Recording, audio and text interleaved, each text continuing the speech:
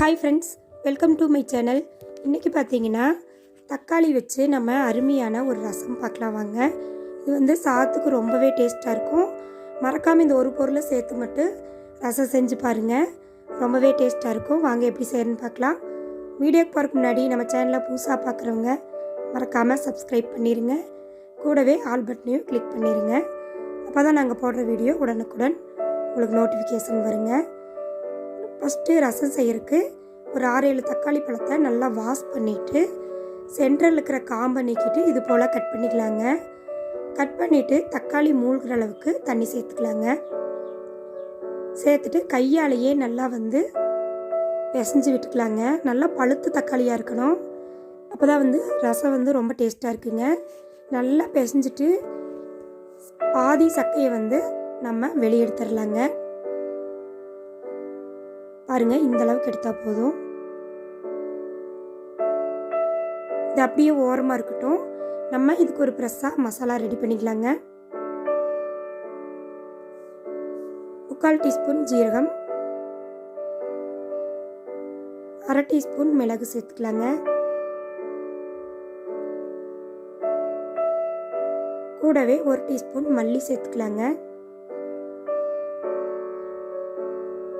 காரத்துக்கு தேவையான காஞ்ச மிளகாய், இது கூட கொஞ்சம் ஃப்ரெஷ்ஷான கருவேப்பிலை சேர்த்துக்கலாங்க. 6-7 பல் பூண்டு சேர்த்துக்கலாம். நம்ம ஃப்ரெஷ்ஷாக மசாலா அரைச்சி செய்யும்போது ரசம் ரொம்ப மணமாகவும் டேஸ்ட்டாகவும் இருக்குங்க. இந்த மிக்ஸி ஜாருக்கு மாற்றிட்டு ஓரளவுக்கு நம்ம குறகுறப்பாக அரைச்சிட்டு வந்துக்கலாங்க.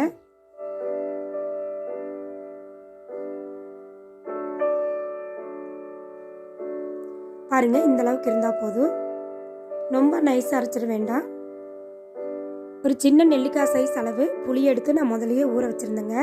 அந்த புளி கரைச்சலாக கரைச்சி இந்த ரசத்து கூட நம்ம சேர்த்துக்கலாங்க.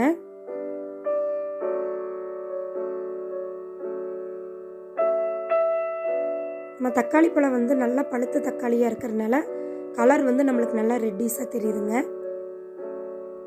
இது கூட தேவையான அளவு தண்ணி சேர்த்துக்கலாங்க.